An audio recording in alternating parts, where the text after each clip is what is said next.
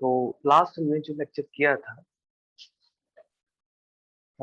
उसके अंदर हमने एंगुलर डिस्प्लेसमेंट और एंगुलर वेलोसिटी के बारे में बात की थी। दोनों में क्या कंसेप्ट था कि जब कोई बॉडी कोई ऑब्जेक्ट किसी सर्कुलर पाथ में रोटेट करता है तो उसके हिसाब से कैसे उसकी एंगुलर स्पीड होगी, क्या उसका फॉर्मूला रहेगा, क्या उसकी डायरेक्शन रहेगी।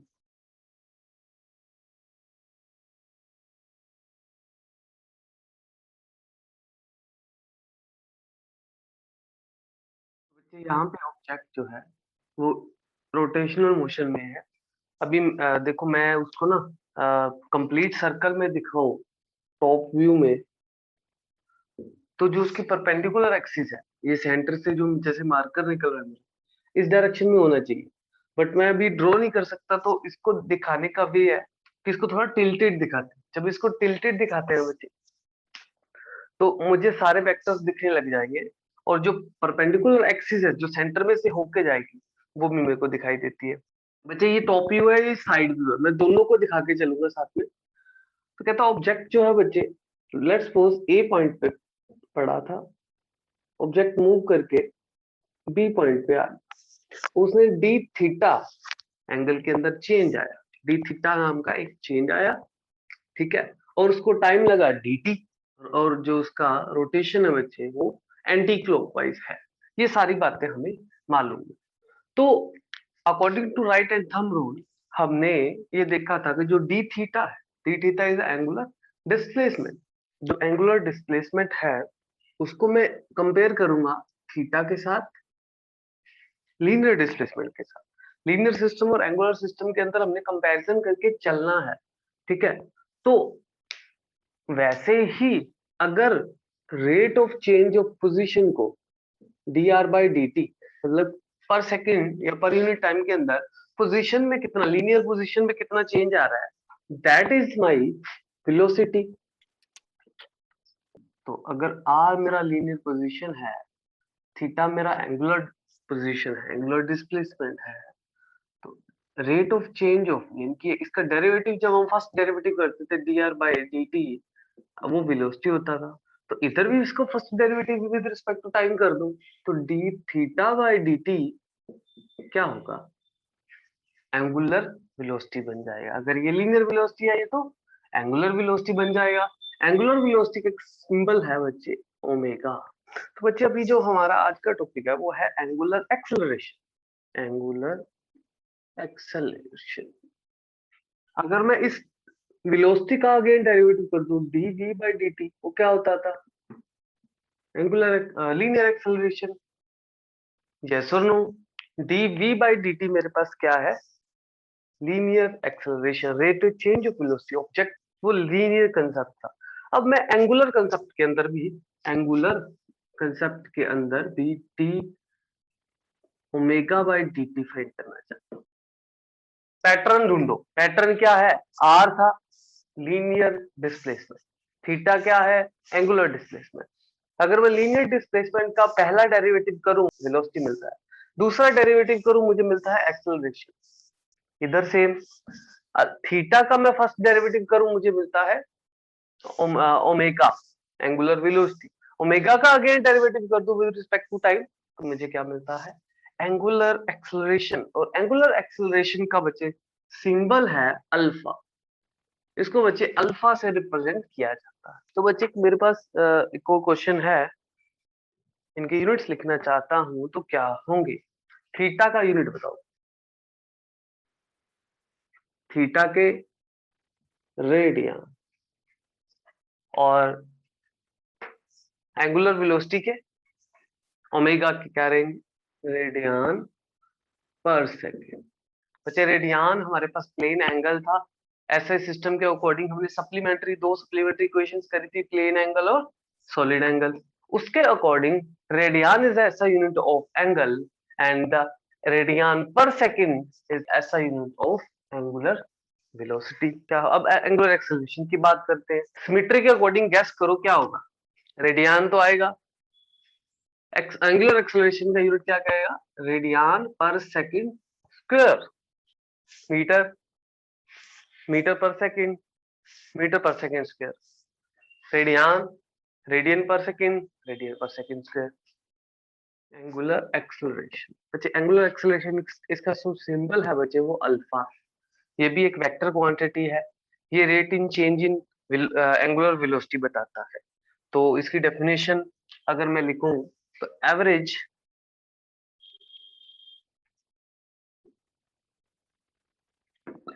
एंगुलर एक्सेलरेशन क्या होगा, या total change in velocity, total change in angular velocity upon time. देख कितना एंगुलर वेलोसिटी के अंदर चेंज आया अपॉन कितना टोटल टाइम लगा।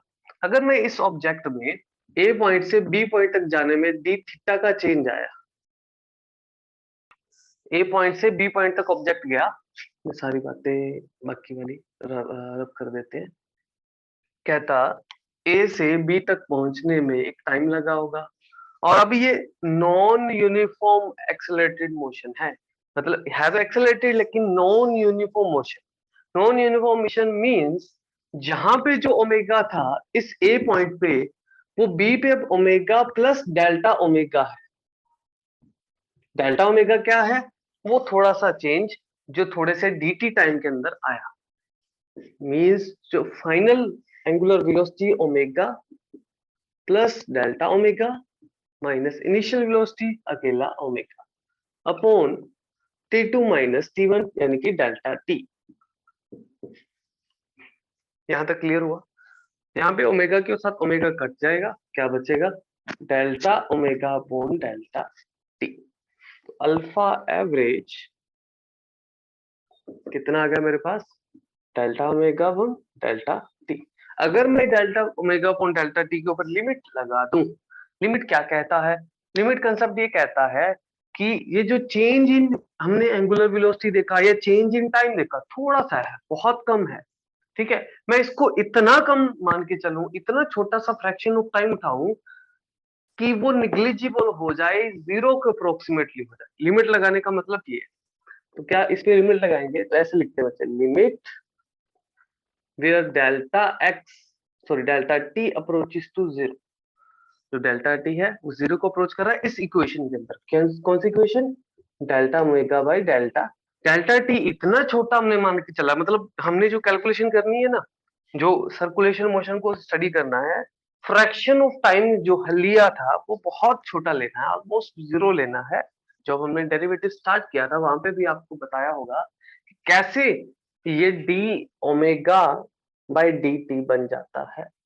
तो डी ओमेगा, तो डेल्टा भी चेंज इन एंगुलर वेलोसिटी है, डी ओमेगा भी चेंज इन एंगुलर वेलोसिटी है। बट बच्चे यहाँ पे लिमिट लगने के बाद इसको मैंने अल्फा नाम दिया हुआ, alpha is equal to D omega by D T. This is the derivative of omega with respect to time. तो इसके बाद एक छोटा सा और काम करते हैं। हमें अकेले ओमेगा की वैल्यू मालूम है, अकेला ओमेगा कितना होता है, D theta by D T. इसको उठा के मगर इधर फिल कर दूं, क्या होगा इसका, क्या हालत होगी इस बेचारे की। तो बच्चे यहाँ पे कर रहा हूं मैं, इधर फिल करेंगे तो alpha is equal to D omega by D T था, बट ओमेगा की बजाय हम साथ में ये वैल्यू डाल रहे हैं D theta by D T.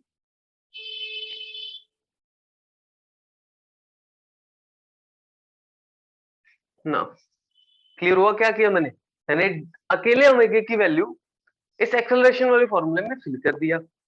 यहाँ पे डी और ऊपर वाला D, D square D square theta upon, और dt और dt दो बार आ गया तो dt का स्क्वायर बन गया। तो बच्चे अल्फा को लिखने का एक और मेथड मिल गया, D square theta upon dt square. बच्चे ये अगर डिफरेंशिएशन के कंसेप्ट के हिसाब से देखें तो ये डबल डेरिवेटिव है, डबल डेरिवेटिव ऑफ थीटा है। तो D square theta upon dt square लिखा हूं, या फिर मैं इसको पुराना वाला D omega by D T लिखूं, दोनों की एक ही बात है। यहाँ पे बच्चे वेलोसिटी का फर्स्ट डेरिवेटिव और थीटा के अकॉर्डिंग देखें तो थीटा के अकॉर्डिंग डबल डेरिवेटिव। तो इसकी अब डायरेक्शन की बात करते हैं। बच्चे डायरेक्शन बहुत क्रिटिकल सी है चीज। डायरेक्शन हमने थीटा की फाइंड की, वो कैसे आई? Right hand thumb rule. Right hand thumb rule क्या कहता है? जिस डायरेक्शन में ऑब्जेक्ट रोटेट कर रहा है, तो किस डायरेक्शन में घूम रहा है? इस डायरेक्शन। रोटेशन इस तरह एंटी क्लॉकवाइज, तो एंटी क्लॉकवाइज मैंने फिंगर्स को कर्ल किया। थंब जो डायरेक्शन बताएगा बच्चे, वो डायरेक्शन हमारे वेक्टर की होगी। राइट हैंड थंब रूल कहता है जो ओमेगा है बच्चे, इसकी डायरेक्शन भी same right hand thumb rule से। इसको हम कर्ल करेंगे, ये अपवर्ड मिलेगा। तो इस पॉइंट पे ओमेगा की जो डायरेक्शन है और जो डी टी की डायरेक्शन है, तो डी थीटा भी ऊपर है, ऊपर वाली डायरेक्शन में, और ओमेगा भी ऊपर है। ओमेगा और डी दोनों की जो डायरेक्शन है बच्चे, सेम पॉइंट पे सेम डायरेक्शन में मिलती है। इनको बीच में 0 डिग्री का एंगल रहेगा। बट आर जो है वो इस तरफ है। इसको मैं ना ऑफलाइन में तो मैंने हेल्प ली थी। हाँ, तो बच्चे ये सर्कुलर मोशन मैंने कंसीडर किया, ठीक है। तो ये सेंटर है, ये सर्कुलर मोशन है। जस्ट मैं ट्राई कर रहा हूँ, आप इमेजिन कर पाओ तो एक बॉडी ऑब्जेक्ट जो है वो सर्कुलर पाथ में घूम रहा है, तो उसका सेंटर पॉइंट यहाँ पे है। और बच्चे वेलोसिटी कहाँ पे होगी? लीनियर वाली वेलोसिटी कहाँ पे होगी? ऑलवेज टेंजेंट है, टेंजेंट एट दैट पॉइंट। तो उस पॉइंट पे टेंजेंट ड्रॉ करो। देखो वेलोसिटी इस डायरेक्शन में है, जिस डायरेक्शन में वो जा रहा है, ठीक है। तो वो टेंजेंट पे हमेशा क्या मिलता है? वेलोसिटी। और परपेंडिकुलर इसके अगर मैं ड्रॉ करूंगा, वो क्या होगा? डी ओमेगा और डी थीटा। एंगुलर एक्सेलरेशन की डायरेक्शन अभी बताने के लिए थोड़ा सा उसको हमने डिजेनरेट करना पड़ेगा, तो उसको थोड़ा ब्रेक डाउन करना पड़ेगा। जो एंगुलर एक्सेलरेशन है बच्चे अल्फा, इसको ड्राइव करने के लिए हम आर्टिकल का नाम लिखो, the relation between angular acceleration and linear acceleration. v और ओमेगा के बीच में एक रिलेशन किया था, but the relation between linear velocity and angular velocity. तो बच्चे पहले हमने लीनियर डिस्प्लेसमेंट और एंगुलर डिस्प्लेसमेंट के अंदर रिलेशन फाइंड किया, हमने v और ओमेगा के बीच में रिलेशन फाइंड किया। अब a और अल्फा के बीच में रिलेशन फाइंड करना चाहते हैं, तो a और अल्फा को रिलेशन को फाइंड करने के लिए v और ओमेगा का रिलेशन यूज करेंगे। तो v क्या था? v is equal to omega cross r। मेरे पास एक एक्सेलरेशन ये वाला सिंपल एक्सेलरेशन क्या कहता है? dv by dt। एक्सेलरेशन क्या है? dv by dt। और v की वैल्यू ये पड़ी मेरे पास ओमेगा क्रॉस r। तो यहाँ पे मैं ओमेगा क्रॉस r, ये क्या कहता है? ये कहता है derivative of this, the product of two functions. ये डेरिवेटिव करना है विद रिस्पेक्ट टू टाइम।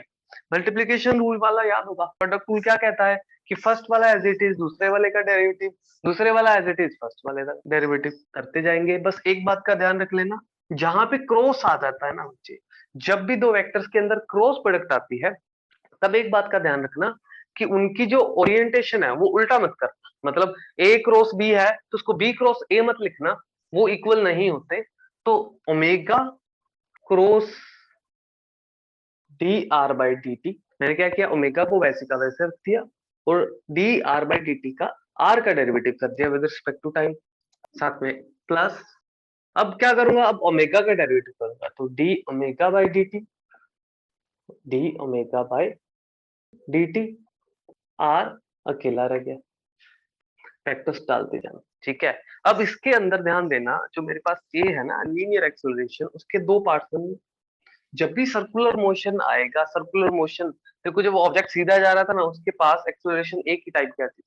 लेकिन अब जैसे ही वो रोटेट हो रहा है, घूम रहा है, तो उसके पास दो टाइप की एक्सेलरेशन आ रही है, एक ये टाइप वाली, एक ये टाइप वाली। तो इसको थोड़ा सिंप्लीफाई करते हैं। तो D R by D T, ये रहा। D R by D T क्या है? Velocity. Omega cross D R by D T B है, तो इसको वी रख देते हैं, plus D omega by D T, ये रहा D omega by D T. अब क्या? अल्फा एंगुलर एक्सेलरेशन साथ में आ जाएगा आर। तो ये मेरे पास बच्चे एक्सेलरेशन के दो कंपोनेंट मिल गए। इस पहले वाले कंपोनेंट का नाम दिया है ए सी, और दूसरे वाले कंपोनेंट का नाम दिया है A T. It means alpha is equal to A C plus A T. अब ए सी क्यों रखा, ए टी क्यों रखा, बात करते हैं। तो ए सी बच्चे मेरे पास, अगर मैं सीधा कॉपी पेन पे जैसे आर्टिकल करवाते हैं आर्टिकल करवा दूं तो आपका हो भी जाएगा, लेकिन मैं इसको इमेजिन करवाना चाहता हूँ कि कैसे ये काम चलता है। वैसे इसमें ओमेगा जो है वो वी वेलोसिटी के साथ मल्टीप्लाई हो रहा है, तो आपको डायग्राम के अकॉर्डिंग डायग्राम बनाएंगे। सर्कुलर मोशन है, ये साइड व्यू है बच्चे, टॉप व्यू नहीं है, ये सर्कुलर ही है, ये पूरा सर्कल है, बट फिर भी इसको हम साइड से देख रहे हैं इसलिए। ये उसके ऊपर एक्सिस, सेंटर ऑफ एक्सिस जिस एक्सिस के अराउंड ये घूम रहा है, इसका जो आर है वो इधर है, और वेलोसिटी जो है वो कहाँ पे है, टेंजेंट पे। वेलोसिटी कैसे मिलती है बच्चे, टेंजेंट एट दैट पॉइंट, उस पॉइंट पे टेंजेंट को ड्रॉ करता हूँ। कंपोनेंट के अंदर दो पार्ट, एक वेलोसिटी है और एक ओमेगा है। सर्कुलर मोशन के टेंजेंट ड्रॉ करते हो वो वेलोसिटी बताता है। अभी थोड़ी देर पहले मैंने ओमेगा की डायरेक्शन बताई थी, अगर सर्कुलर मोशन ऐसा तो ओमेगा कैसा है, ऊपर की तरफ है। जब भी ओमेगा का वेलोसिटी के साथ क्रॉस मल्टीप्लीकेशन करेंगे दो वेक्टर्स का, तो बच्चे ये मेरे पास ओमेगा है, ये सर्कुलर मोशन इस तरफ है, ठीक है, घूम रहा है जो ऑब्जेक्ट, इसको दिमाग में अब रखना। ये वेलोसिटी वेक्टर है, ये एंगुलर वेलोसिटी वेक्टर है। हम क्या करना चाहते हैं, एंगुलर वेलोसिटी को मल्टीप्लाई करना चाहते हैं। मल्टीप्लाई, क्रॉस मल्टीप्लाई करना means right hand thumb rule लगाएंगे, क्रॉस मल्टीप्लाई से मुझे डायरेक्शन मिलेगा रिजल्टेंट का। ये लीनियर वेलोसिटी, ये एंगुलर वेलोसिटी, क्रॉस मल्टीप्लाई किया, थंब किस तरफ बता रहा है, इनवर्ड। हमने ये देख रहे हैं कि जो बच्चे इसकी डायरेक्शन है वेलोसिटी की वो कैसे मिलती है, टेंजेंट एट प्लेन, तो प्लेन पे एक टेंजेंट होता है। और जो ओमेगा है वो क्या बताता है, ऊपर की तरफ, कहता है इसी पे एक परपेंडिकुलर खींच दो, वो मेरे पास क्या है, ओमेगा। तो ध्यान देना कि इन दोनों के बीच में 90 डिग्री का एंगल है ना। तो ओमेगा इस तरफ किया, जब ऐसे ओमेगा को वेलोसिटी के साथ मल्टीप्लाई किया तो डायरेक्शन इनवर्ड मिल रहा है। इनवर्ड कौन सा है, यही रेडियल। तो इसको ब्लैक पेन से दिखाते बच्चे, तो इसको अलग से दिखाऊं तो वेलोसिटी इधर, ओमेगा इधर। वैसे ये डॉटेड लाइन से जो दिखाया है, इसको जब क्रॉस मल्टीप्लाई करूंगा अंदर की तरफ, बिल्कुल सर्कुलर है ना, तो जिस पॉइंट पे भी क्रॉस करूंगा वो अंदर रेडियस सेंटर की तरफ जाएगा, तो ये रेडियस कंपोनेंट कंपोनेंट को दिखाएगा, रेडियल कंपोनेंट को दिखाएगा। तो बच्चे ये जो पार्ट है अंदर की तरफ जाने वाला एक्सेलरेशन का, ये पार्ट जो ओमेगा क्रॉस वी है, ये सेंट्रीपिटल फोर्स प्रोड्यूस करवाता है, सेंट्रीपिटल फोर्स फील करवाता है, इसलिए इसको एसी नाम दिया है। इसके दो नाम है, रेडियल कंपोनेंट, रेडियल कंपोनेंट और सेंट्रीपिटल कंपोनेंट। रेडियल कंपोनेंट और सेंट्रीपिटल कंपोनेंट क्यों, क्योंकि ये वाला जो पार्ट है ना ये रेडियस के अलोंग जाता है, इसलिए इसको रेडियल कंपोनेंट या सेंट्रीपिटल कंपोनेंट कहते हैं। एसी क्लियर है, यस सर। तो एसी किसके इक्वल है, ये अकेला उठाता हूं, ओमेगा क्रॉस वी। बच्चे क्रॉस प्रोडक्ट को जो ओपन करते हैं तो क्या आता है, ओमेगा वी साइन थीटा। जब क्रॉस मल्टीप्लिकेशन को ओपन करते हैं क्या आता है, उसका दोनों का मैग्नीट्यूड साथ में साइन थीटा। साइन थीटा क्या है, theta is the angle between two vectors. तो हमें मालूम है कि ओमेगा और वी के बीच में एंगल कितना है, 90 डिग्री का। तो अगर 90 डिग्री का एंगल है तो साइन 90 कितना होता है, 1। तो ओमेगा वी बचा, तो एसी मेरे पास कितना आ गया, omega V, omega into V. बस ये मैग्नीट्यूड फॉर्म है बच्चे, तो ऊपर वाला मैंने वेक्टर फॉर्म लिखा था। हमें एक फॉर्मूला याद है, v is equal to omega R, ये याद है। तो यहां से हम ओमेगा भी डाल सकते हैं और v भी डाल सकते हैं, मगर v वेलोसिटी डालूंगा, अगर मैं इस v को यहाँ पे फिल करूंगा क्या मिलेगा, omega into r, omega square r. अगर omega is equal to v by r fill करूं इसी इक्वेशन के अंदर, तो क्या मिलता है, ओमेगा की वैल्यू v अपॉन आर, साथ में मल्टीप्लाई में भी v पड़ा है, तो v स्क्वायर बाय r। तो मेरे पास कौन कौन सी इक्वेशन बन गई बच्चे? एक ये बन गई, एक ये बन गई, और एक ये बन गई। ये तीनों आपस में इक्वल है। नोट कर लिया तो अब कर दूं, a is equal to ac। बच्चे एक्सेलरेशन के दो कंपोनेंट मिले, सेंट्रीपिटल कंपोनेंट या इसको रेडियल कंपोनेंट बोलते हैं, और दूसरा बच्चे टी से ट्रांसवर्सल कंपोनेंट। तो AC की मैंने अभी जो ड्राइव की, एक तो आया ओमेगा इंटू वी, विजिबल है ना, कंफ्यूजन हो तो पूछ लेना। एक आया ओमेगा स्क्वायर आर, और एक आया मेरे पास वी स्क्वायर अपॉन आर। तो AC के तीनों मैग्नीट्यूड फॉर्म्स, तीनों ही मैग्नीट्यूड्स है। अगर यहाँ पे स्क्रू रूल लगाएंगे, स्क्रू रूल कहता है ओमेगा क्रॉस वी करेंगे, नट को ऐसे मतलब बोल्ट को ऐसे टाइट करेंगे, वो अंदर की तरफ जाएगा, तो वो रेडियल कंपोनेंट। ठीक है, ये एरो इसका इस तरफ जाएगा और वो घुमाते इसको इस तरफ है, तो बोल्ट अंदर की तरफ जाता है। राइट हैंड थंब रूल लगा दो बस, screw rule, right hand thumb rule और एक कॉक स्क्रू रूल, तीनों ही सेम काम करते हैं। जो आपको बढ़िया लगता है वो यूज कर दो। नेक्स्ट है बच्चे मेरे पास AT। AT is transverse component, transverse component. इसको ट्रांसवर्स क्यों कहेंगे? ट्रांसवर्स का मीनिंग क्या है? ये टेंजेंशियल भी बोल सकते हैं इसको, ये टेंजेंट पे होता है। ये डायग्राम समझ आ गया? तो इसको रब कर लो, Yes. इसके कंपैरेटिवली एक और डायग्राम बनाते हैं।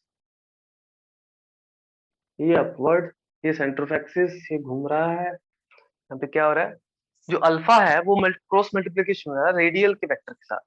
अब पहली बात तो ये कि जो अल्फा है उसकी डायरेक्शन कहाँ है, और फिर रेडियस कहाँ है? तो रेडियस तो दिख रहा है, ये आर होता है ना, रेडियस ये बाहर की तरफ जा रहा है, तो रेडियल कंपोनेंट बिल्कुल इधर है। रेडियल कंपोनेंट जो है वो बिल्कुल इसी के साथ साथ है। अगर मैं यहाँ पे ड्रॉ करूंगा तो इधर जाएगा रेडियल कंपोनेंट। अल्फा किधर है? थीटा का ओमेगा का सेम डायरेक्शन बताया मैंने, अपवर्ड, प्लेन के परपेंडिकुलर दोनों का।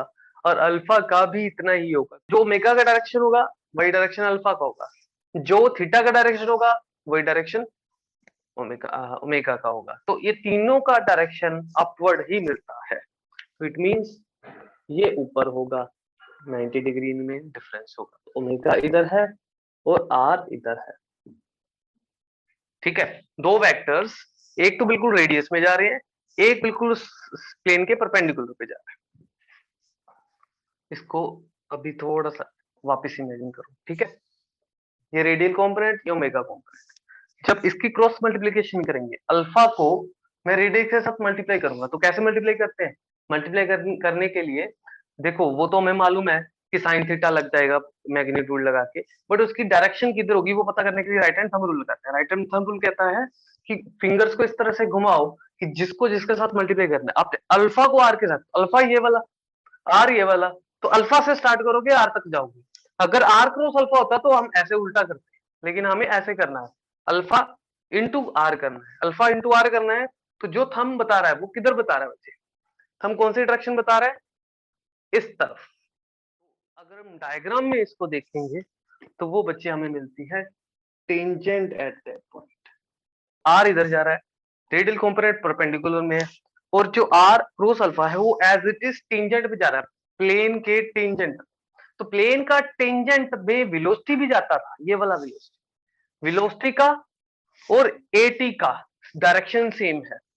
ये ट्रांसवर्स कंपोनेंट है बच्चे, ट्रांसवर्स जो एक्सेलरेशन के दो कंपोनेंट है, देख लिए।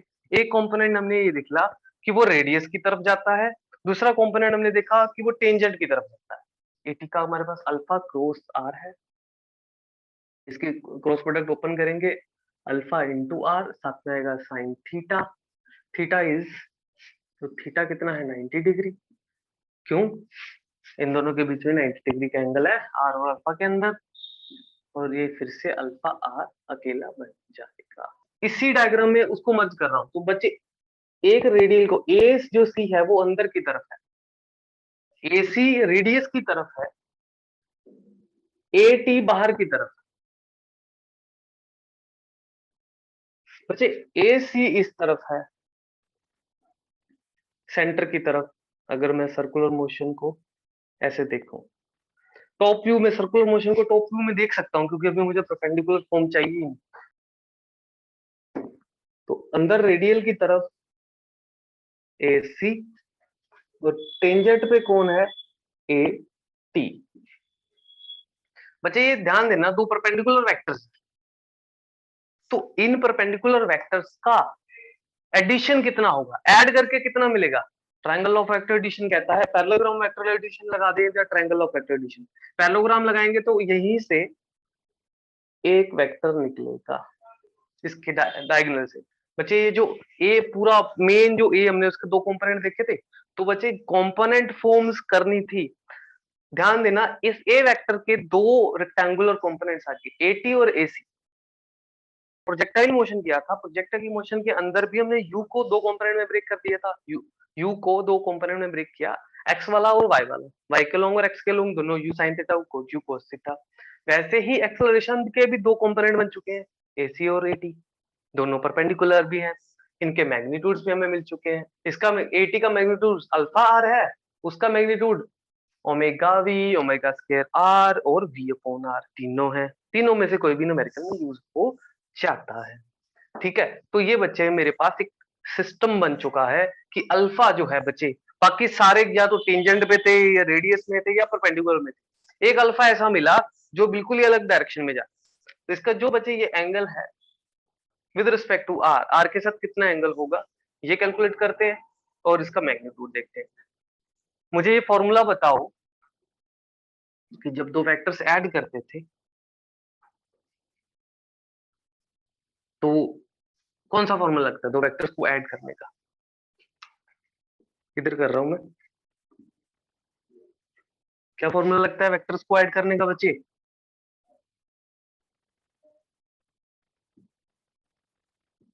ए square plus b square plus 2AB cos theta, याद है, a square plus b square plus 2AB cos theta, ये ड्राइव किया था रिलेशन हमने वेक्टर वेक्टर्स के अंदर। जब दो वेक्टर्स को ऐड करते हैं तो थीटा उनके बीच में एंगल है, ए स्क्वायर, ए जो है उसका मैग्नीट्यूड है ए का, बी का मैग्नीट्यूड है तो 2AB, तो यहाँ पे भी AT और AC लगा दे,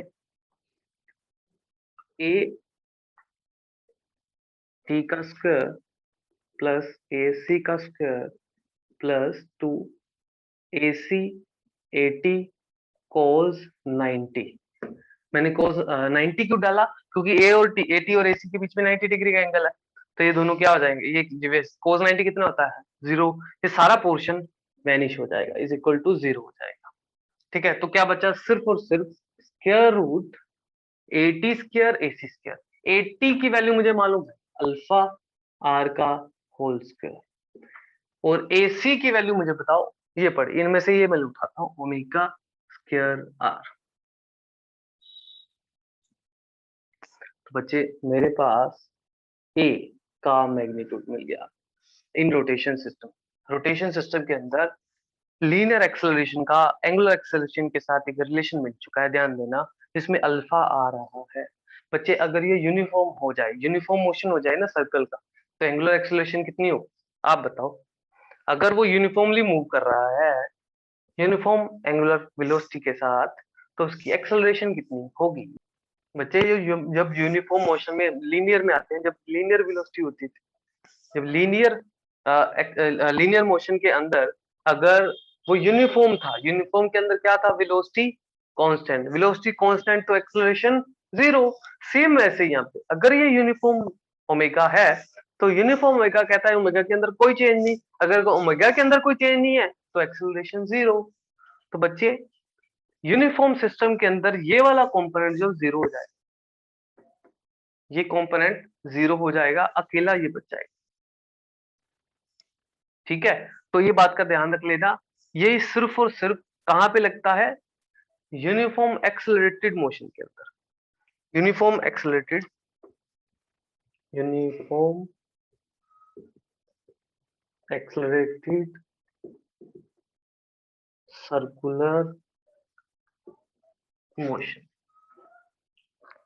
यूनिफॉर्म एक्सेलरेटेड सर्कुलर मोशन। ठीक है, ये फॉर्मूला यूनिफॉर्म सर्कुलेटेड मोशन के अंदर लगता है, यूनिफॉर्मली होना चाहिए। यहाँ तक क्लियर है? स्क्वायर भी आ गया, स्क्वायर भी है। तो भी डायरेक्शन रहेगी बच्चे इस अल्फा की, जो अल्फा बनाया ना मैंने, ये वाला अल्फा, इसकी डायरेक्शन रहेगी, इसकी डायरेक्शन मुझे मिलेगी थीटा से। तो बच्चे इसको मैं थीटा मान लूं, the angle between A and radial component AC के साथ। तो मैं इसको रब कर रहा हूं, टेंजेंट थीटा मुझे कहां से मिलेगा, eighty upon AC, perpendicular upon base, eighty upon AC. Eighty कितना है, एटी है अल्फा आर, एसी कितना है ओमेगा स्क्वायर आर। मैं सिर्फ ये वाली वैल्यू उठा रहा हूँ, तो आर के साथ आर कट गया, alpha upon omega square. This is my direction. Magnitude form है बच्चे एंगल की, टेंजेंट थीटा की, जो भी ये वैल्यू बताएगा वहीं से मेरे को एंगल मिलेगा। बच्चे इस इक्वेशन का एक आप रिजोल्व कर लेना कि इफ अल्फा इज जीरो, अगर अल्फा जीरो हो जाए, यहाँ पे अल्फा जीरो करेंगे तो a is equal to under root omega square R का होल स्क्वायर, एक कट जाएगा तो a is equal to omega square R बच जाएगा। तो इसको मैं ऊपर कर रहा हूँ यहाँ पे, तो इसका सिंपल वेक्टर फॉर्म बनाएंगे तो क्या मिलेगा, यूनिफॉर्म मोशन के अंदर a is equal to omega cross b। मैं इसको वेलोसिटी वेव के साथ मल्टीप्लाई करना, सिमेट्री यहाँ पे टूट रही है बच्चे, नहीं है। ठीक है, ये तीन फॉर्मूलाज, ये तीनों कब लगते हैं, जब uniform accelerated motion, uniformly circulated motion होगा। Uniform accelerated, uniform circular motion होगा तब ये लगेंगे, जब यूनिफॉर्म एक्सेलरेटेड मोशन होगा सर्कुलर वाला तो ये साथ में आ जाएगा। बाकी हमारा आर्टिकल कंप्लीट हो चुका है।